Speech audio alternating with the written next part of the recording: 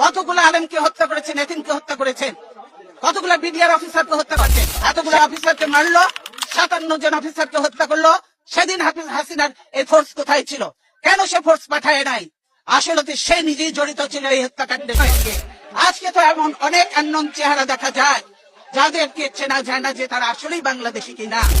গণতন্ত্র চাবেন না, দেশ রক্ষা করতেও চাবেন না, গোলামি করবেন, দালালি করবেন। এই গোলামি তো রাখবে না। লিন্দুক দর্জির ইতিহাসটা পড়ে দেখেন, সেও কিন্তু টেকে নাই বেশি দিন, তাকেও বিদায় নিয়েছে এত দালালি করে, দেশ বিক্রি করে।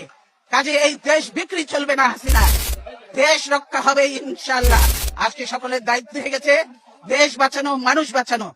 আর আপনারা ঘরে ঘরে ঢুকে এখন মানুষ হত্যা করছে। এই মা বোনের কান্না, এই আলেম এতিমের কান্না, এই বিডিআর এর অফিসারদের ওয়াইফদের কান্না, এগুলি কি বৃথা যাবে? এগুলি কোনোদিনও বৃথা যাবে না। আজকে যারা এই জুলুম নির্যাতন করছেন তাদেরকে এদের মতো একদিন চোখের পানি ফেলতে ফেলতে মুছতে মুছতে তারা চোখ অন্ধ হয়ে যাবে।